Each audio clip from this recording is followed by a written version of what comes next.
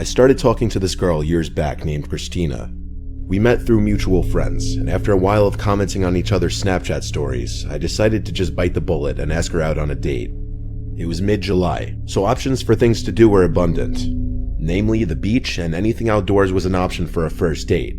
There's a beach by me that allows trucks to drive onto it with proper permits, and I frequently go there still to this day with my pickup truck. It was a night that neither of us had work the next day, so we decided to go to the beach and have a little bonfire with some drinks. On a weeknight past 8 o'clock, I knew next to nobody else would be on the beach that late, so it was what seemed like a perfect first date in privacy. She lived only 5 minutes away from me, so I picked her up, and then we stopped at a 7-Eleven where I bought some firewood and other supplies for the fire. Then we headed straight to the beach. To be honest, I'd never started a fire before that, so I was scared of embarrassing myself, but on paper it sounded like a good idea. I pulled us onto the trail that leads to the beach. It's a decently long trail, and at one point there's a fork in the path where 99% of people turn right to the main beach, but I often go left because it's a lesser known, smaller but more private section of beach. We went left, and when we got to the beach section, we were the only people there. I had my brights on and could see basically all the way down the empty beach. Not another truck in sight. I pulled my truck up on a sandhill, then parked it, and we started to unload the truck. I dug a hole with my shovel to place the firewood and some smaller fire-catching sticks, and honestly, I couldn't get a fire to catch. I tried for 20 minutes and couldn't do it, and I called it quits. It was embarrassing, but we laughed about it, so we just chilled in the dark for a little bit, drinking the beers we brought. For a while, all we heard was the waves hitting the beach, but Christina was the first to point out that she heard something else in a whisper. I started to listen closer, shifting all my attention to that, and I heard what she meant. It was this whistling sound. Not like a bird, it was a person for sure. Christina and I looked at each other with telling faces of how freaked out we were. The whistling was extremely close. Since we had no other light, I went into my truck and turned on the headlights, and I heard Christina scream. We both saw the back of a man's head hurrying out of the tall beach grass on the little hill of sand above my truck. He had likely been there the whole time, watching us for some reason. I yelled to get lost to the creep. I went up the little hill and tried to follow him, but right away I lost sight of him. There was tall beach grass everywhere. He could have been hiding in any of it. I took out my phone to use its flashlight and got on my toes to get a look over the grass. Looking back, I don't even think I wanted to find him, so I don't know why I didn't just get in the car right away and leave. Christina called me back to just get in the car and leave. Then I heard the whistle again. It sounded way too close for comfort, like within 10 feet from me. Christina heard it too, and she once again begged me to come back to the car. I did. I went back down the little hill and started packing the chairs and bags into the bed of my truck. As I was getting into the truck, I stopped and heard a humming from the same spot. It was clear by this point someone was deliberately trying to scare us. We got in the car, and I switched my lights off and turned the engine on. I sat there for a few moments, waiting, as if I knew that whoever was in the grass would come look at us after hearing the engine start and lights turn off. And I was right. I turned my lights back on, and for just a brief moment, a man's face could be seen looking through the grass into my truck. The light being turned back on made him hide back in the grass. I was tempted to get out and beat the guy up, but Christina stopped me and convinced me that he may be sick in the head or armed, or both, and that we should just leave. I agreed, and we left the beach, the whole time looking behind us to make sure we weren't being followed. It was an incredibly tense and scary drive off that beach. With the amount of crazy people out there, I have no idea what that man's intentions were, but nothing about that entire encounter was normal at all.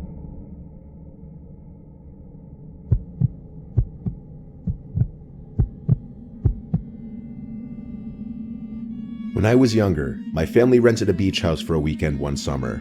The house rental was cut extremely short, and this is why. It was our first day there. We went to the beach and then went out to eat for dinner. The sand dunes were very hilly near the house, and that night, my brother Joey and I came up with the idea of sand sledding down the hills. We found a couple big cardboard boxes in one of the closets in the house, so we cut pieces off the boxes to use as sleds.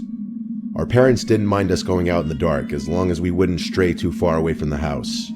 We found what seemed to be the tallest part of the sandhill and started riding down the pieces of cardboard box as if they were sleds. It worked pretty well, actually. When Joey made it to the bottom, I'd say his third or fourth time, he called up to me, "Tyler, what is that?" I didn't see what he meant, so I slid down the hill again and looked at what he was pointing at. It was something in the ocean. It was this black object sticking out from the water. The moon's reflection on the ocean was just enough to see this object, but not know what it is. It looked like something was definitely floating in the water though. We were a little freaked out and were too scared to go closer and look at what it was, so we walked a little further down the beach to look for a different hill. We found one that wasn't as tall, but it was still near enough to the house. My brother slid down the hill first. I stood at the top watching. I looked out to the ocean again, and I saw that black object in the water again. It's as if we didn't even move, or as if it followed us. I yelled at Joey to look at the ocean again. He looked and probably saw it right away, because he ran up the hill to me freaked out. We were discussing what we thought the thing could be. Maybe we didn't move as much as we thought we did. We stared at the object for a while, and we could see it was bopping around a bit. We looked down the beach at the house we were staying at. It wasn't too far away, so we decided to get a closer look at this floating object. We thought maybe it was a dead animal floating in the water. We couldn't have been more wrong. As we got maybe halfway to the water, the black object floating around bopping in the water started to rise, and we realized it wasn't floating at all. A person's body was revealed as they stood up at a towering height, arms now flat at their sides. It was a person's head this whole time. We ran to the house and slammed the door behind us, yelling to our parents. Our parents seemed confident that there was no threat from someone going for a night swim though, even after we said they were following us in the water. Our dad went out to the backyard deck with the lights on and looked around the beach, and when he didn't see anyone, he told us we had nothing to worry about. It wasn't until later that night that we heard our mom scream from the living room as Joey and I were in the room we were sharing. We jumped out of our beds to rush outside and see what it was. As we entered the living room, our dad yelled at us to go back to our room, but we didn't listen right away. They were looking at something outside. We walked over to see what it was they were staring at. Close enough to see him, a naked, smiling man on the backyard deck, waving. My dad then physically moved us back into our bedroom and told us not to come out. We heard everything, as our dad was screaming threats of calling the police at the man. Then there was a loud bang from the glass of the back door, accompanied with the sound of our mom screaming. Our dad yelled at our mom to go stay with the kids. She came into the room and tried to comfort us, while we heard our dad calling 911, all while hearing periodic bangs on the glass. Our dad is not a big guy, and he's far from a fighter, so the chances of him going outside to confront that man himself were slim to none unless it was absolutely necessary. This went on for a few minutes before the bangs stopped and our dad seemed calmer. A bunch of police cars came to the house. There were more police officers in the house than I can remember counting. My brother and I were asked to describe what we saw on the beach to help tie the whole story together. Our parents to this day tell us that the most likely explanation was a child predator on drugs.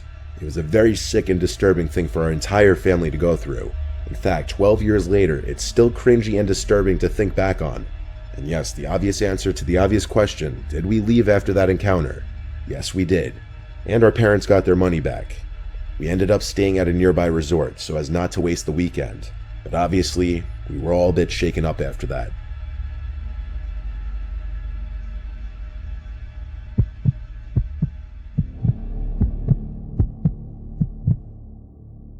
When I was 20, my girlfriend Stevie and I wanted to go to this local beach fireworks show for the 4th of July. However, all the main beach parking lots were completely full, and it was absolute chaos trying to find parking. Eventually, we ended up driving further down the road to a less crowded, almost empty parking lot. People were parked in the lot sitting on beach chairs in the parking lot, apparently ready to watch the show from there, but Stevie and I didn't want to do that. We walked onto the beach with our blanket and drinks. We had to cross a tunnel under the overpass to get to the beach side, away from the parking lot. The beach was surprisingly empty. Apparently, we were the only ones who thought it'd be a good idea to walk to the main beach. We started our long walk. We walked for literally 20 minutes until the fireworks started shooting into the air. We weren't that close, but it was better than nothing, and we were tired from walking. We had the beach to ourselves where we laid down the blanket. We were literally just making the best of the situation. The fireworks show was decently long. About 10 minutes into the show, I heard voices from behind us. I turned around and saw a few people in the distance. They were standing facing the fireworks, nothing strange there, probably just more people watching the fireworks show. We sat for another 10 minutes or so, around the time the show ended. We were being eaten alive by mosquitoes by that point, so we picked all our stuff up and started speed walking back. We passed a few tunnels, and although they all looked the same, we remembered that the one we crossed had 2 garbage cans right next to the left wall. I could see a young man approaching us from the darkness ahead. He greeted us and asked us for help.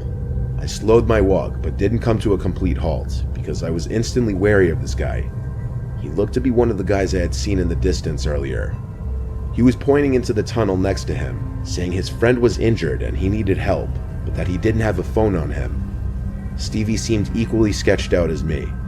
I continued to inch away from the guy while holding her, gauging this young Hispanic man who appeared to be in his mid-20s. I asked him where his friend was, and he said in the parking lot beyond the tunnel. I looked into the tunnel, which was completely pitch black. There was no way in hell I was going through there. This seemed incredibly off. I apologized and said we're in a hurry, and pulled Stevie along with me as we continued to walk quickly away.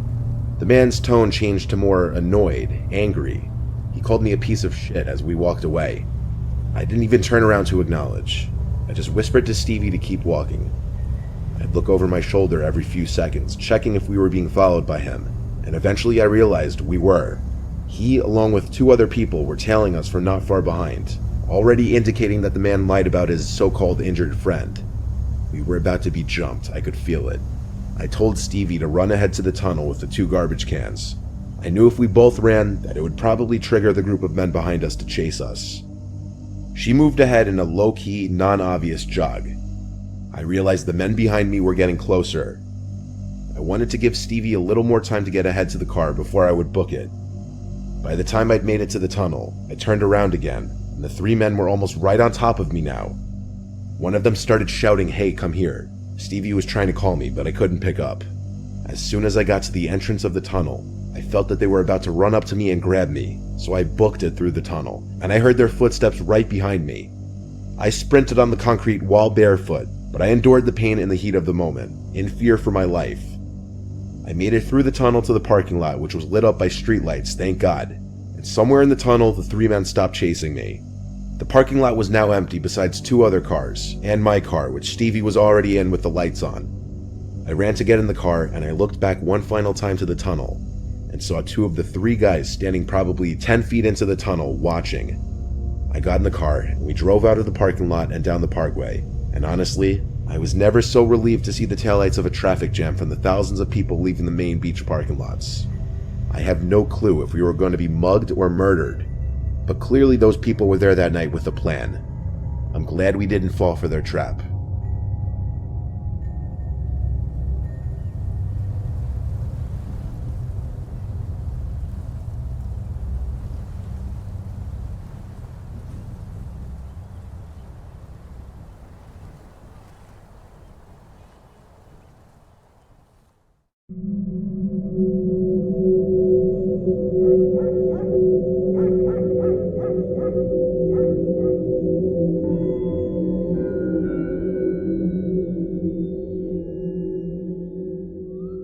There was this one weekend that my aunt, uncle, and cousins went away upstate, and instead of taking their dog with them or to a kennel, they asked me to watch her for the weekend at their house. I was excited to do so because not only would they pay me, but they are loaded and their house is full of fun stuff to do. They have a Havanese, which is a tiny dog. Her name is Luna. I didn't mind watching Luna because she was such a calm, low-maintenance dog. I just fed her twice a day and let her out back a couple times a day. She always followed me whatever room I was in, so if I was in the giant living room watching TV, she'd be laying on the floor in the center of the room.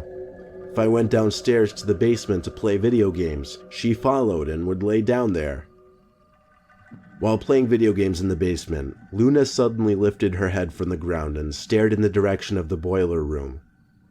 I had a dog before, and I knew this was something dogs did to any slight sound, but it was still enough of a reason for me to pause the game and feel a little unsettled. I looked in the direction of the boiler room as well. It was silent and dark in there, and there was no chance of me going in there. So I unpaused the game and continued playing, albeit a bit uncomfortable now. I guess my childish fears were getting the better of me. She put her head back down for a minute, but then, again, lifted it up and looked towards the boiler room. Deep down I knew it was probably nothing, but I was still a bit too freaked out to continue playing video games comfortably. So I turned everything off and ran up the stairs, shutting the door once Luna came hopping up. They also had another big gaming room on the main floor. It was kind of disconnected from the rest of the house in that you had to go through a narrow hallway to get there. Luna plopped herself down in front of my feet in this little game room. I played more video games for a while until it got late. Then I went down the hall to the room I'd be sleeping in, a guest bedroom that was nicer than my bedroom back at home. I threw on a pair of sweatpants and a white undershirt as pajamas and jumped under the covers, not going to sleep without watching a little TV first. Luna was obviously by the bedside. She was really growing on me, how affectionate yet calm she was. I eventually turned off the TV and went to sleep. My sleep was disturbed by a growling sound. I turned on the bedside lamp and saw Luna laying still on the floor, head down, yet growling at something. I said her name a few times, but she didn't look at me. Then she lifted her head finally to look at the closet door. Her growling grew more intense, and she stood up now, still looking at the closet. She didn't bark though. In fact, I never heard her bark once. I looked at the closet, a sliding wooden door closet. It was open about 3 inches from the left side. Of course, I couldn't really see anything from the inside. I got up from the bed really sneaky-like and tiptoed closer to the closet. I don't know what I was planning on doing really. I guess I just wanted to look through the crack, or see if I could hear something. When I got about 5 feet away from the closet door, something that I couldn't see from my bed came into view through the crack of the door. And I couldn't see any face or anything, it was too dark. But I knew what I was looking at in that closet was a person's eye, perfectly tucked between the wall and the edge of the door, looking into the room, or now at me. I screamed, but it didn't do much good since I was alone. I took Luna and ran for the front door, grabbing the emergency cell phone on the counter to call 911 during my run away from the house. It was 1 in the morning, so I didn't bother calling my aunt and uncle. The cops did a thorough sweep and found someone in the pantry closet downstairs. I never saw him though, because another officer was preoccupying me with conversation to calm me down. I was just relieved to go back inside, knowing I was the only one in the house, besides Luna of course, who just might have saved my life that night.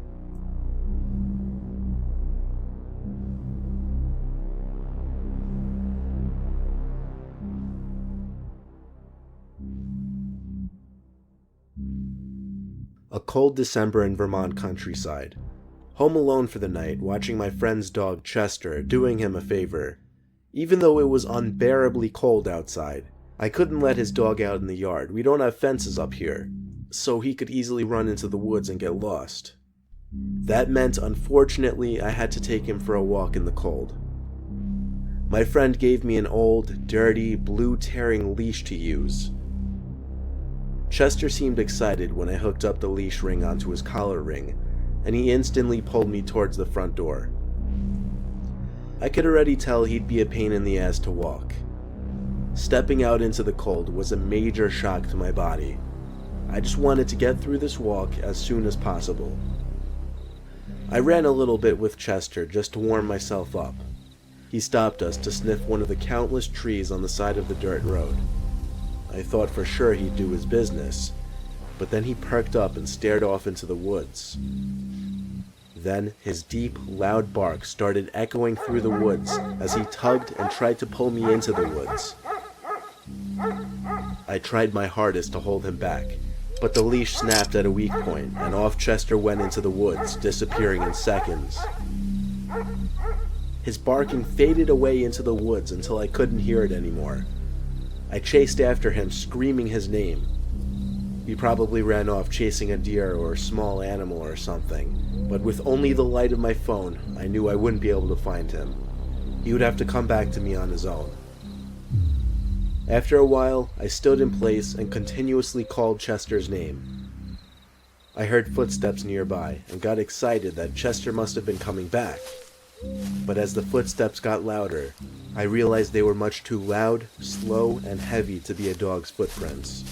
They sounded more like a pair of feet making the noise, not 4 legs. I turned out my light, now convinced I was hearing the footsteps of a person. The footsteps seemed to be circling me. My fear was if it was intentional or not, and if I'd been seen or not. I tried my best to tiptoe back to the road.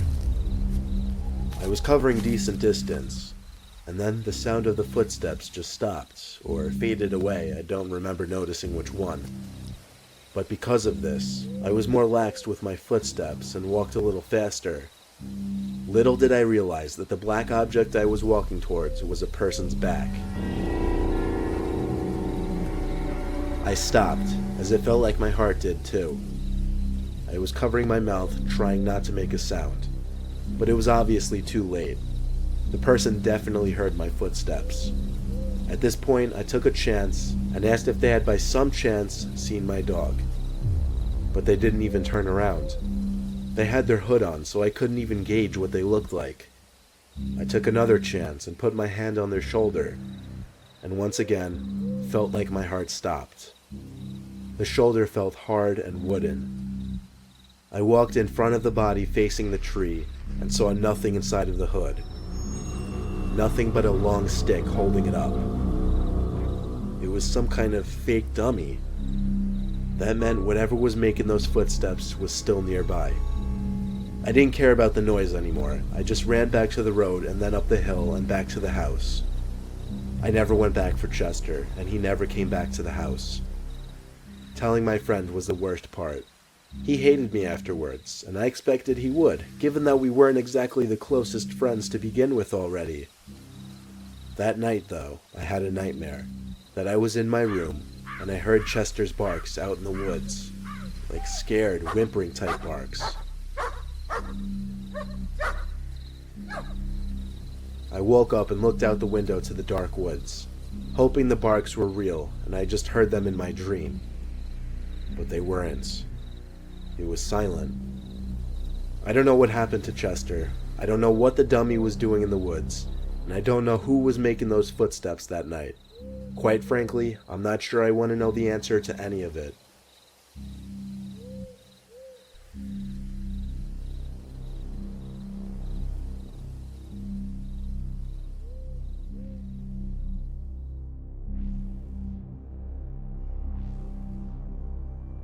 I was watching my neighbor's dog for a little extra money one night. She was a creepy neighbor though, not intentionally, but she was kind of old and had an antisocial vibe to her. She was obsessed with her dog, so when she was apparently visiting family or something across the state and couldn't bring the dog, she practically begged me to watch her. But when I agreed for the right price, she literally scolded me about what to do and not to do as far as taking care of her. The dog's name was Hazel. There was a lot of pressure put on me for watching this dog. She insisted I stay at her place instead of taking the dog next door to our place. She had a spare bedroom with a single twin-sized bed and a desk in the corner. That was all that was in the room. The dog was small, white, and puffy. I don't exactly know what kind, maybe a Bichon Frise. It was loud, yappy, and annoying though, and I hated it. I started watching it around 5, and just played on my phone for hours, only feeding the dog once that night. Thankfully, I'd only be doing this for one night. I brought over my Xbox to play games on her TV, but then I realized the TV was so archaic it didn't even have an HDMI port, so I couldn't even hook it up. So I spent most of the day playing games on my phone and listening to Hazel's yapping at every little thing. I did do a little snooping around, of course. I looked into the woman's bedroom since the door was left open, even though she told me not to go in there. The furniture was all archaic in there as well, and there was a big rectangular rug in the middle of the room, with Indian-looking patterns. When night came, I went to bed as early as possible, like 9 o'clock. I'm sure Hazel was sleeping in the woman's room. I didn't really care. I woke up in the middle of the night to the sound of Hazel's constant barking. I screamed, "Shut up," but the barking seemed kind of muffled in sound, like it was coming from a basement or something. But I wasn't aware of a basement in the house. I walked to where I heard the barking coming from. I was confused to realize it was coming from the woman's bedroom. I walked inside and saw the rug in the middle of the room had been rolled up to the corner, exposing a door in the grounds, opened up. It was pitch black down there, but Hazel's barking was definitely coming from down there. I was scared shitless. Obviously Hazel didn't open this door, and she was barking at something down there. I didn't want to shine a light down there in fear of what I was going to see. I was about to leave the house and run home, but I couldn't just leave Hazel down there. I whispered her name, and then the barking stopped. I was hoping to see her running up the stairs from the dark abyss any moment, but she didn't. Something did come out of the darkness, though. It was a hand grabbing onto the side of the opening. The hand of a man. I was faced with a fight or flight scenario, and being the little 15-year-old I was, I chose to run for it. I woke my parents and screamed at them what just happened. My dad called the police and reported a break-in next door. The police checked the woman's bedroom as I described. The rug was apparently back in place and the door was shut. They still went to check it out, and apparently found a big crawl space type area with a bunch of weird things laying around. No sign of a person or Hazel. When the neighbor returned home the next day, my dad confronted her for me. Apparently she threw a huge tantrum and mentioned something about the demons making noises below her at night. Then she exploded into tears over her dog. Ever since that day, we haven't spoken a single word to her. We hardly ever see her anyway. She never leaves her house. I'm okay with that. It still terrifies me to think of that night, though.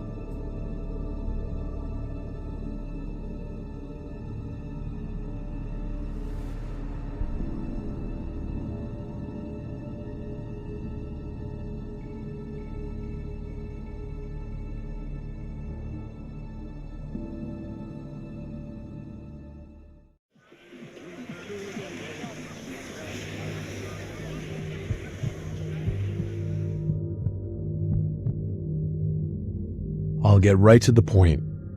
My middle son is a senior in college. He's a good kid, most of the time. I'm a bit cross with him right now, because he just asked me for money for a spring break trip to Hawaii with his friends, which kind of caught me off guard. Like I said, he's a good kid, and I want him to enjoy himself, but something about the way he asked rubbed me the wrong way. His mother's been struggling with her mental health lately, and it would have meant a lot to her to have him around. But I guess he's more preoccupied with getting wasted on a beach with his frat brothers. I can't even say I blame him for it. I was exactly the same when I was his age, and I see a lot of myself in that kid. The whole thing actually got me reminiscing about my own college days and reminded me about something I haven't thought about in a very long time, which is the story I'm about to tell. Funnily enough, my son is the one who introduced me to this page, so maybe he'll get a kick out of this if it gets read. I went to Wharton, class of '85. Something I'm still damn proud of. It was and still is the most prestigious business school in the world, and I took that reputation seriously. I had my fun, but I also worked like hell.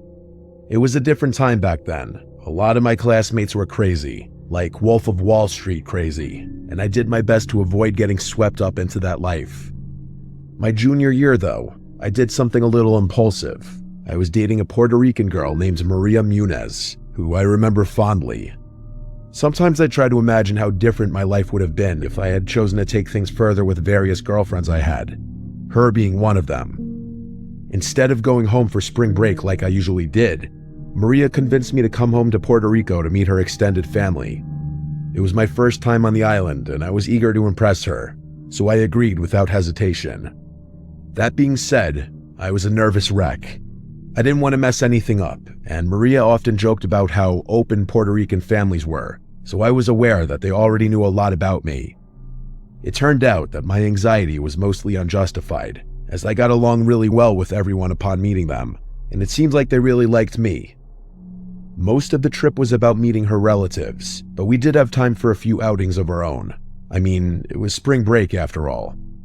One of those outings was a hike through El Janqué, which, fun fact, is the only tropical rainforest in the US National Forest System.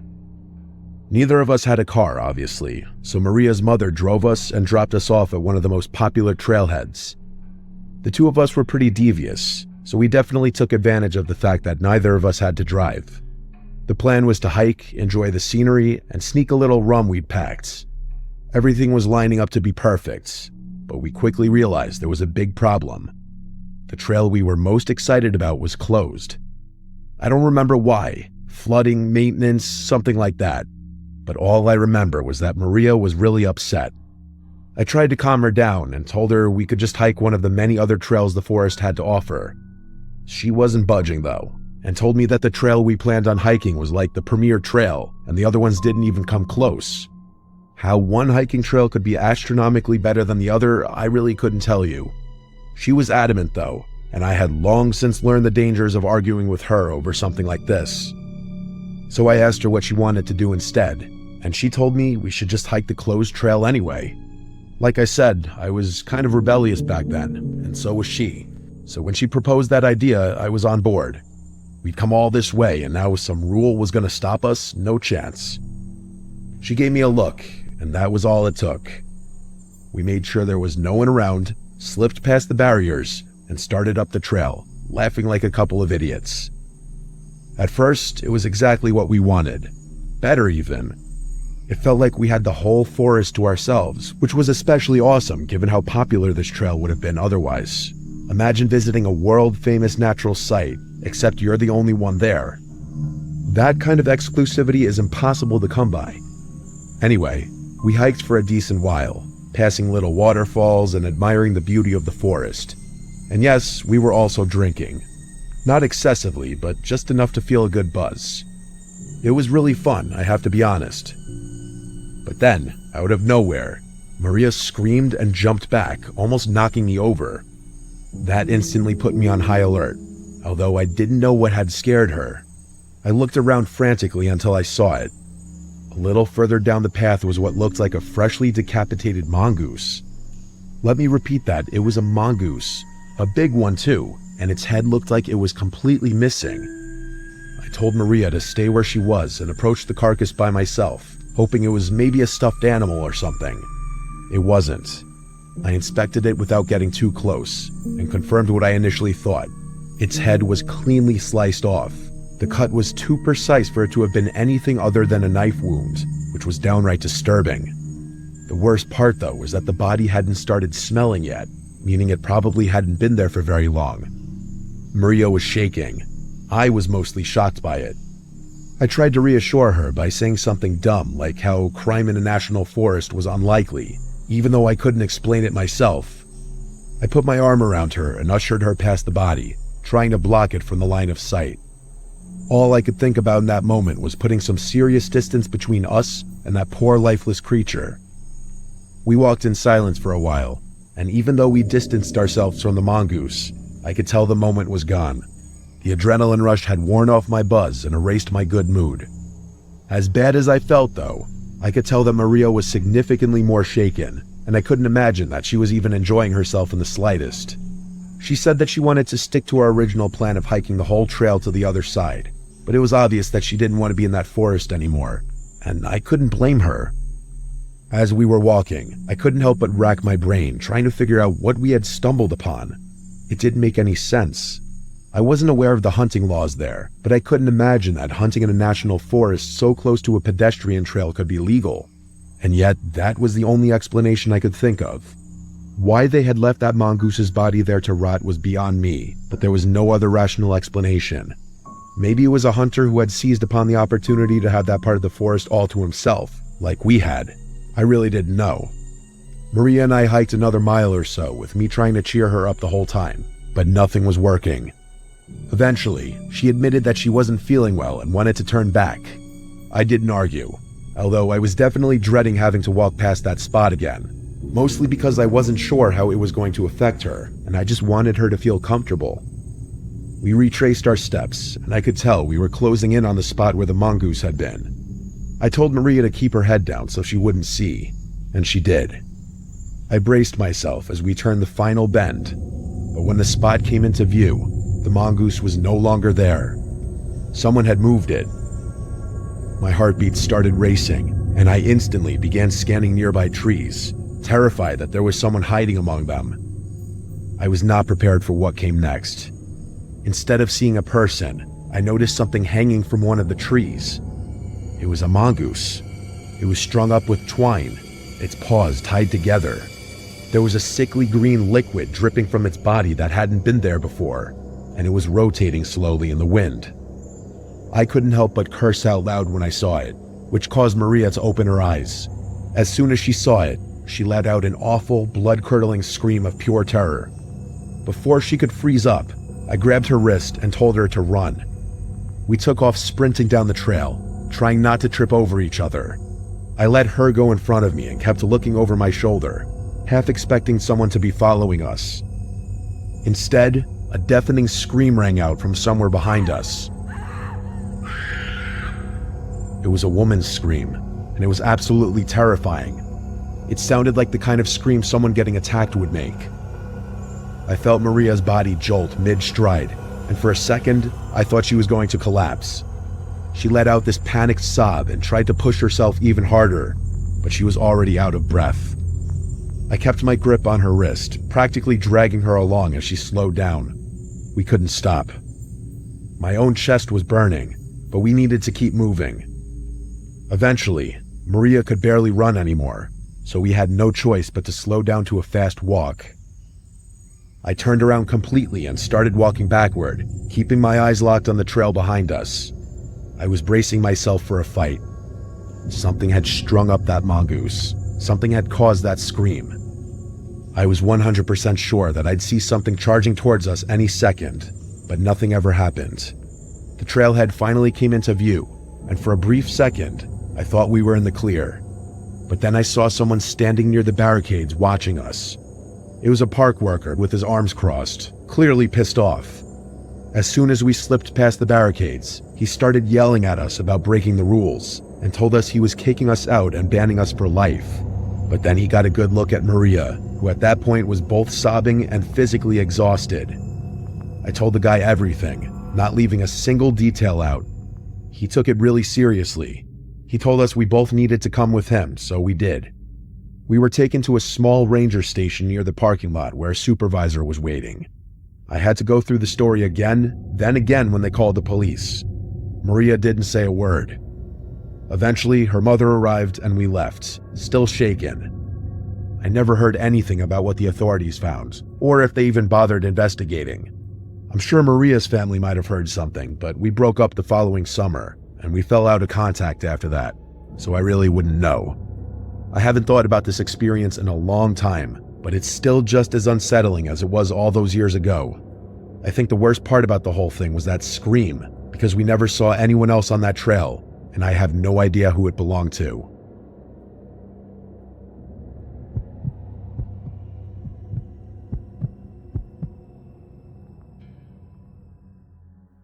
I'd consider myself a pretty laid-back guy. I'd say the same about most of my friends. This happened last year, so I'll get right into it. Spring break was supposed to be just me and my friends Jackson, Ariel, and Isabel camping on a secluded beach in Alabama. No crowds, just stars and waves. We got there late, later than we planned. We parked in the closest lot and began walking toward the beach. The place was dead quiet. No other campers, no fishermen, nothing but empty sand stretching for miles. According to Isabel, who was familiar with the area, locals sometimes use that part of the beach for overnight fishing, but that night it was empty. It wasn't fully dark out yet, but the sun had started setting, so we'd need to set up camp quickly. Jackson and I began pitching the tents.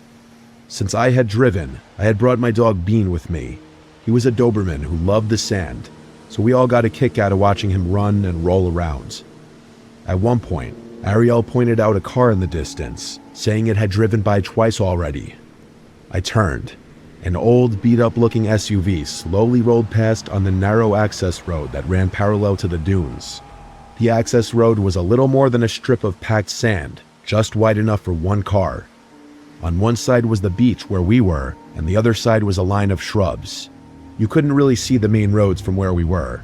The car drove by and ultimately disappeared down the road. The four of us shrugged it off and went back to setting up, and by the time we finished, we decided to crack a few beers and chop it up in a circle. The girls drank seltzers instead of beer, which we made fun of them for. It was almost fully dark at that point. I can't remember who noticed it first, but that car that had driven by was back again. Only this time, it stopped when it was parallel to us. The driver's door opened and a man got out. I could tell it was a man because he was really tall, although I couldn't make out any features of his face. He began walking towards us, and the girls got nervous. Jackson and I told them not to worry, and we got up to go intercept the man before he could reach our campsite. Bean was already on high alert, so I told him to come with us. As we got closer, I started to notice that he was walking oddly. There was this slight limp in his walk, and he almost stumbled a few times. When we got close enough, Jackson said, "How's it going, man?" trying to keep things light. The guy didn't waste any time. He immediately said, "You're on my property." He slurred his words a bit, and I figured he was a little drunk. I told him we thought the beach was public land. Keep in mind, it was really unlikely that some dude owned the beach. There were no private signs anyway. After I said that, the guy didn't answer. Instead, he pulled out a knife. Bean started growling in response to the man's body language, which honestly should have scared the guy off given how scary Dobermans look. But he didn't budge. Instead, he started running towards us with his knife outstretched. Bean charged at him and jumped to attack his arm that was holding the knife, causing him to fall to the ground. I yelled no at the top of my lungs as I didn't want my dog to get stabbed, but Bean somehow got the dude to drop the knife. The man screamed in pain as Bean bit his arm. I whistled for him to get off and he listened to me. He ran back to my side but kept his eyes on the guy who was now writhing in pain on the ground. Eventually, the guy got up and started running back towards his car. Jackson and I ran back to the girls, telling them everything. By the time we finished, that SUV had driven off. The girls wanted to pack up and carry everything back to the car, but there was a part of me that was nervous about that plan. That guy was unhinged. There was no telling what he'd do, and I wasn't keen on walking in darkness with my hands full. Isabel made a good point though, saying that he might return with a gun or something. I told Ariel to call the police and tell them where we were and what happened. Once the police were close by, the four of us started walking towards the parking lot with our stuff. Bean was on high alert, and I have to admit the only reason I felt even remotely safe was because of him. I noticed lights up ahead near my car, and I was relieved. The officer stepped out to take our statements, and I was not ready for what happened next. He quickly pointed out my car's tires were slashed, and I was horrified to find out they were. The officer unholstered his weapon and told me to unlock the car, which I did. He opened my trunk, but thank God it was a false alarm. The officer was nice enough to help me with my tire situation. Thank God we brought Bean with us that night. That guy was probably a drunken lunatic. It could have probably been a quadruple murder if he had gotten his way. Finding a nice secluded place to hang out is definitely an awesome time, but it obviously comes with its risks.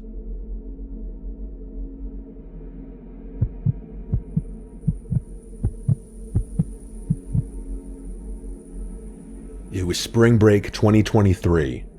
My friend Michelle and I booked a trip to Miami for a weekend. It was both of our first times in Miami. We were both 22. We stayed at some full house rental in Wynwood, which was like a 20-minute Uber from the beach. We got there on Thursday and we were staying until Monday. We landed pretty late in the day Thursday, so we just went out to some nearby bars for the first night. It was fun. The following day, we Ubered to Miami Beach to have a beach day. We brought the towels from the rental and just laid on the beach for hours. Multiple groups of guys approached us, and we just reject them or whatever.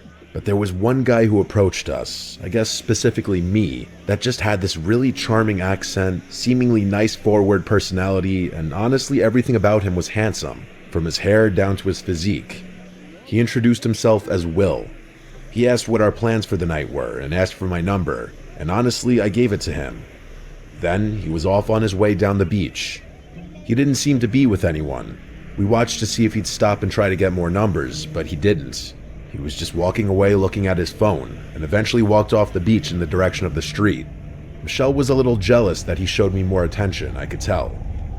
Later that day, after the beach and some bars, we left Miami Beach because it was a little too crazy for us. Definitely because it was spring break, but it was just a bit much. We returned to the rental with some drinks and snacks from a nearby store.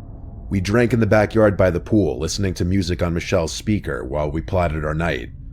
It was around this time I shot Will a text asking what he was doing for the night. He responded very quickly, saying he and his friend didn't have plans yet, and then he suggested the four of us go out by us in Wynwood. Michelle jokingly asked if the friend was cute, but I wasn't going to ask that. We made a plan for Will and his friend to come pregame with us at the rental, so they came around 8. The friend's name was Ken, and he was surprisingly good looking as well. I could tell Michelle was pleasantly surprised. They brought their own drinks and left them on the counter in the kitchen, and we drank in the yard for like an hour. They seemed very normal. All seemed like it was going well. We eventually walked to a nearby bar. It was also in Wynwood. I have to admit, Michelle and I were already drunk, and Ken and Will kept buying rounds of shots. Things became a blur pretty quickly. I wouldn't say I blacked out, but bits and pieces of my memory became foggy at that point. Eventually, Michelle and Ken went to another side of the bar, presumably to hook up, so I was alone with Will for quite some time. Eventually, I had to go to the bathroom, but before I left, I remember him calling out, "What do I want for my next drink?" I replied back, "A tequila soda." When I came back out from the bathroom, I couldn't believe what I was seeing. Will was like hovering over the corner of the bar, clearly doing something sketchy. I walked a certain direction to get a better angle, and I saw he had the 2 drinks in front of him, but he was hovered over them as if he were doing something to my drink. I may have been drunk, but that was enough for my intuition to tell me to leave. I walked away without him noticing to the other side of the bar, looking for Michelle, but she and Ken were gone apparently. So I rushed out of the bar and tried calling her a bunch of times, but she never picked up. Around this time, Will texted me asking where I went. I ignored it. I texted Michelle a bunch of times, asking what happened, where is she? And then I eventually dropped the bomb that I think Will was trying to roofie me and that we should get away from these guys. I started walking back to the Airbnb. This was when Michelle texted back, asking, "Why do you think he was roofieing you?" And I said because he was hovering over the drink he ordered for me, doing something to it. She texted back, maybe he was just on his phone. I tried calling her, but again, she didn't pick up. She texted back instead, saying, "I'm still with Ken, just text." I responded to her that I already left, so I'm not going back anyway, and I suggested she meet me at the Airbnb. She responded, "I'll be back soon." So I walked back. When I got back, I let myself in with the code lock. The door automatically locked after like 10 seconds. Same thing with the back door. I sat, really drunk and by myself, honestly worried about Michelle, but also I feel like I was wondering if I was just overthinking the whole roofies thing. Maybe he was just on his phone. Either way, it was too late now. I was surprised that Will never attempted to text or call me again. Next thing I remember was the doorknob to the back door jiggling, and then I heard the button sound effects of the code lock, followed by a failed attempt sound effect. I then got a text from Michelle saying to open the back door. I went to the back door and called Michelle's name through the door. She didn't answer though. So I tried calling her phone, but she didn't pick up. I got a text back saying, "Hurry, open the door, he's coming." And this was when I really started to freak out. I yelled through the door, "Michelle, you're scaring me." There was no peephole or windows to look through to see if it was really her. I begged her to please answer me. She never did. There was a peephole in the front door, so I hurried to the front and looked through it. I actually felt sick at this moment, scared for my life, because I saw what looked like Will hiding to the side of the front door. A million thoughts crossed my mind, like if Michelle was running from Will. I was still too terrified to open the back door without her confirming it was her. I texted her back that I'm calling 911 right now. She didn't respond. I actually did call 911 and explained, and while I was on the phone, I checked the peephole again, and Will was gone. When police showed up, I let them in, and within 5 minutes, one of them asked if my friend was blonde, and I said yes. He then told me that another officer had her in their squad car and was bringing her here. I was so relieved, but also horrified. When she arrived in a second police car, she had been visibly crying. She was very, very drunk. To the best of her ability, she explained that she had her phone stolen and she was lost wandering the streets for an hour until someone helped her call the police. All of the texts I got from her number were never her. It was that guy she was with, Ken, or whatever his real name was. We also found her phone thrown in the pool in the backyard.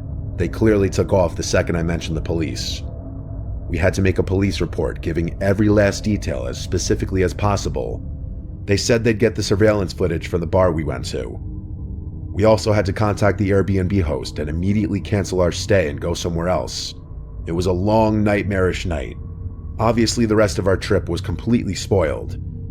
It took a whole week before hearing back anything from the police, and the only reason they called was to confirm what the name that guy that I was texting gave me, because it didn't align with the phone records for that number, which I'd already figured out myself. He was using another stolen phone. After that, I never heard from the police again, which is absolutely sickening how little priority the police put into cases like this, even with easy evidence. I have no interest in returning to Miami after this horrible experience. I could have honestly been killed.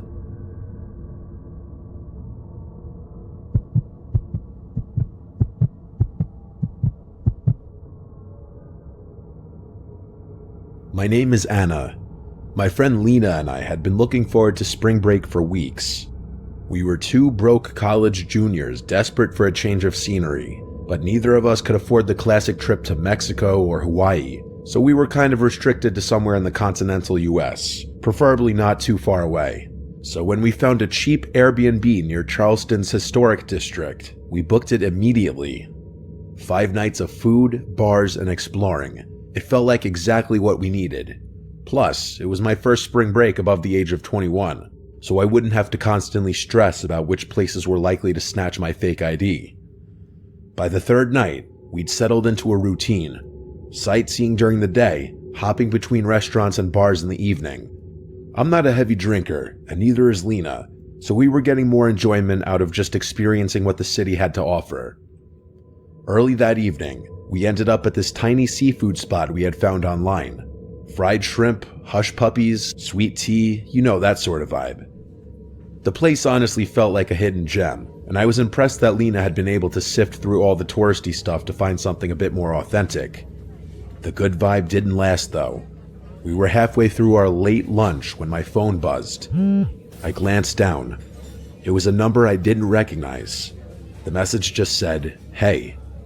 I stared at it for a few seconds before showing Lena, asking her if she knew the number. She looked at my phone and said she didn't. I figured it was just a scam or something, but usually those scam texts say more than just "hey." Maybe it was a wrong number. I typed back a quick "who is this?" and went back to eating.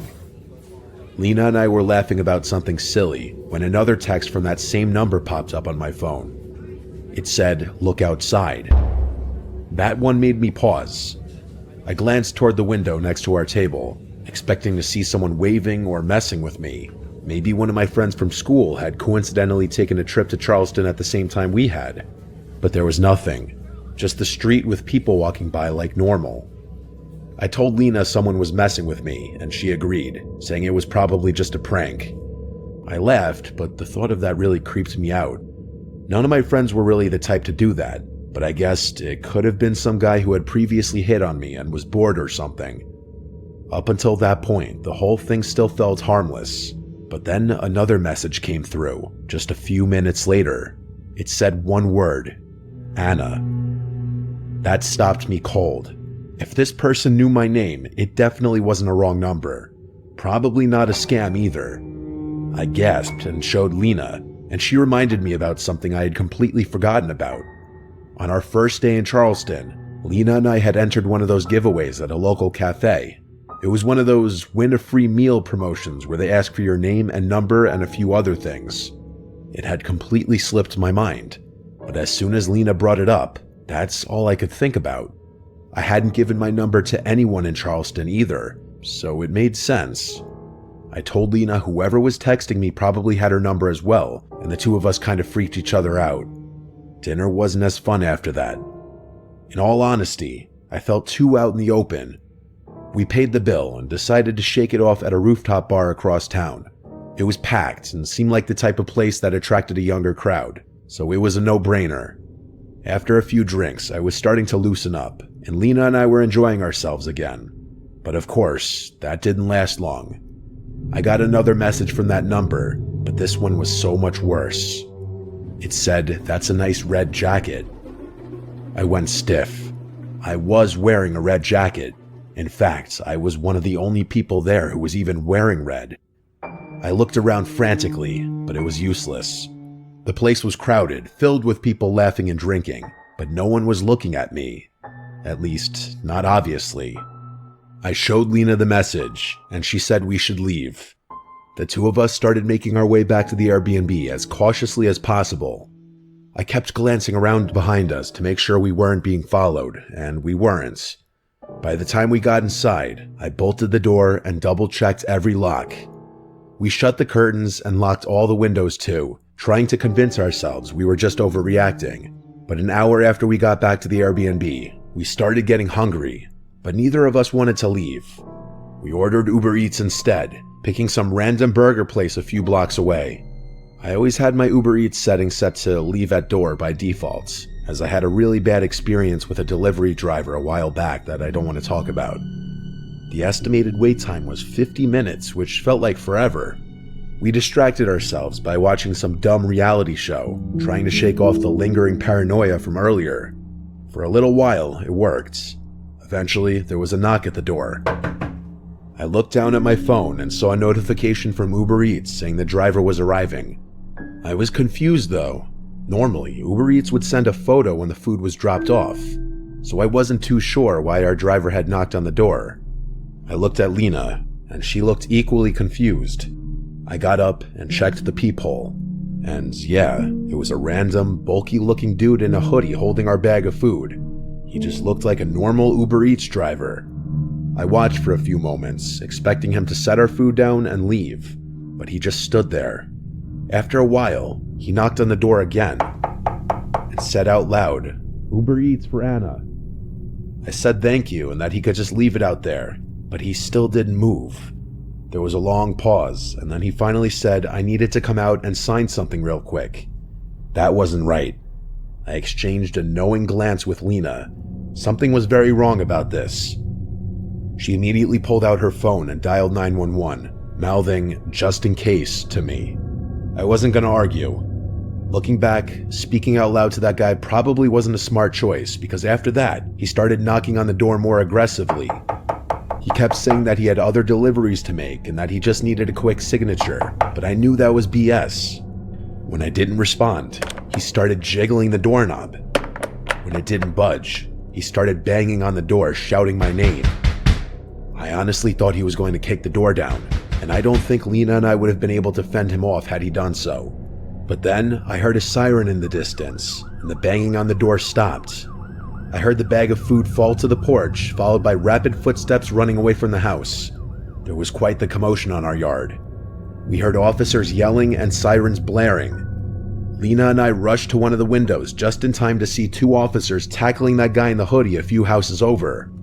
We didn't dare go outside, but we watched as they put him in cuffs and escorted him to the back of one of their cars. The officers then came to our house and we told them everything, including the text I had been receiving. By some miracle, one of the officers had been patrolling just 2 blocks from our Airbnb when Lena placed the call, which explained how they showed up so quickly. Thankfully, we were in a very happening area. They took our statements and told us we'd be hearing from them soon. It turned out our cafe theory was spot on. He worked there. He had taken photos of the giveaway forms and had been following us since that afternoon, probably because we had written down that we were just visiting for spring break, and that made us easy targets or something. The cop's running theory was that he had followed us home from the bar and waited outside our house. When the Uber Eats driver pulled up, he must have convinced him to hand over the food, maybe pretending to be my boyfriend or something. The guy also apparently had a criminal record, which made the situation even worse. We were dealing with someone with a very violent history, and that was downright terrifying. The rest of the trip kind of sucked, and when it got time to leave Charleston, I was relieved. I still don't know what that guy's plan was. Maybe he thought if we opened the door, he could push his way in and do God knows what.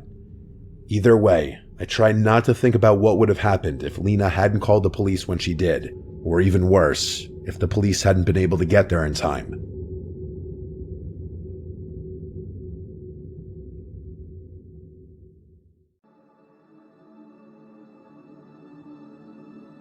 Number 6. The crew of the Sarah Joe.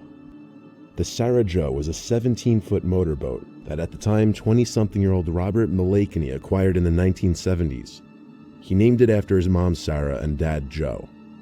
The boat took 5 strong, healthy young men out to sea 40 years ago, and it wasn't until more than a decade later that their boat was found on the shores of one of the smallest of the Marshall Islands. But the men were not with the boat. Oddly enough, there was a shallow grave that contained the bones of one of the fishermen, but no other clues or signs of life. To make their disappearance stranger, oceanographers estimated that it would have only taken the boat about 3 months to drift onto the island, which means the boat, grave, or remaining crew should have been there when a government survey of the island took place in 1983, but they weren't. So we may never actually know what happened to the Sarah Joe and her crew for the 4 years between the disappearance and the survey of the island. Number 5. The Missing Lighthouse Keepers. There was once an isolated island off the coast of Scotland where 3 lighthouse keepers lived and were responsible for keeping the building intact. One day when their monthly supply ship dropped in, the island was silent, no response from the lighthouse keepers. Eventually the captain and some crew members went to investigate and found the suspiciously empty lighthouse. 2 of the 3 waterproof coats were missing from their hangars, and the kitchen was left in a state as if people left in a hurry. The lighthouse log only added one mystery to the situation. The log described how one of the keepers wouldn't talk, and the other continuously cried for hours. All of this pain and fear seemed to be coming from what was referred to as a powerful storm looming in the distance. However, this begs the question, why were they so scared of a simple storm? They should have been safe in the brand new lighthouse, right? The log goes on to talk about how they all sat close together and prayed for the storm to be over. The final log states the storm has passed, the skies are calm, and God is over all. Their bodies were never found, and the cause of their deaths are still a mystery to this day. The most accepted theory is that they somehow got swept out to sea during the storm, never to be seen again. But one final detail remains, one that scared the captain and his crew to the bone. The powerful storm described in the log didn't exist. There were no storms reported in the area.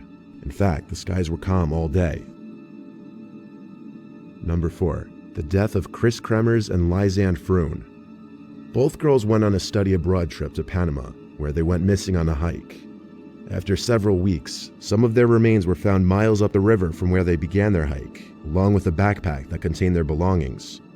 The creepy part of it is that a camera in their backpack started out with pictures that they took of each other hiking, and then suddenly goes into over 100 pictures of what appeared to be nighttime pictures of rocks near a riverbed, the back of someone's head, and just pure blackness. The dark pictures appear to be taken many days after they went missing. There's a lot of theories as to why they went missing, what finally ended their lives, and why they were taking pictures, but there's no solid answer. According to their cell phone use records, they had been alive in the forest for days after they got lost, trying to get a signal from their phones to call emergency help. Number 3. The death of Kendrick Johnson. Kendrick Johnson was found rolled up in wrestling mats in Lowndes High School, and his death was ruled an accident. The official story is that he was reaching into the rolled-up wrestling mats to get his shoe and got stuck and died. An initial autopsy concluded that the death was accidental, and Johnson's family wasn't happy with that, so they had an independent autopsy performed. This second autopsy showed that he died from blunt force trauma, and there's actually blood in many of the crime scene photos. People believe the conspiracy between the school and police is keeping a lot of information from the family. Video footage from the gym during the time of his death is missing, which makes this mystery all the more unsettling. Number 2. The disappearance of Amy Lynn Bradley. Amy was an American citizen who went missing during a Caribbean cruise on the Royal Caribbean Rhapsody of the Seas. On the morning of March 24, 1998, Amy had been drinking in the dance club with the ship's band Blue Orchid. One of the band's members, Alistair Douglas, known as Yellow, said he parted with Amy at about 1 a.m. Sometime between 5:15 and 5:30, Amy's father Ron saw her asleep on the deck. When he got up at 6 a.m., she was no longer there. There were possible sightings of Amy in Curacao in 1998 and 1999. 2 Canadian tourists reported seeing a woman resembling Amy on the beach in 1998. The woman's tattoos were allegedly identical to Amy's. A member of the Navy said he saw Amy in a brothel in 1999, and he claimed she told him that her name was Amy Bradley and that she begged him for help. There was another potential sighting in 2005, when the witness claimed she was seen in a department store restroom in Barbados. Amy's mother and father appeared on an episode of Dr. Phil. An image of a young woman resembling Amy that was emailed to her parents was shown on the show, and it suggests that she may have been sold into sex slavery. And number 1, the disappearance of Kenny Veach. Kenny Veach was a well-experienced hiker in Nevada who found a cave he described as the M Cave, as it was opened in the shape of an M. He claimed he heard very unusual noises from the cave and found it suspicious, as it was located 6 miles south of a top-secret airbase. As he began to enter the cave, he claimed his whole body began to vibrate. The more he went into the cave, the worse the vibrating became. He said he suddenly became very afraid and hightailed it out of there. He recorded another trip to find the cave again and catch it on video, but this video ended up being a bust. He later went back to where he found the cave again and has not been seen since. His phone was found in an abandoned mine entrance, but no body or evidence that he had gone down into the mine. He posted this video about the cave a few days before he went missing. And I'm looking for a cave that I found, and I didn't have a sidearm when I was here before, and something about that cave just spooked me. Out of all the caves I've ever gone in, this one just made my body vibrate. The closer I got to it, the crazier my body felt, and I was like, all right, I'm not gonna go in there right now, but I'm coming back someday. And I talked to some people on YouTube, and I told them, hey, I'm coming out here, you know, because they kind of called my hand on it. So I don't know if there's going to be anything to it, but it might be interesting. If I can find it, I got to relocate it, and this is a big mountain range I'm in, and I'm on foot, you know. My truck's way out there. There's no roads, there's no trails. It's a pretty rough terrain. So hopefully I'll find it. It's shaped like a big M. It's a big cave that looks just like a gigantic M.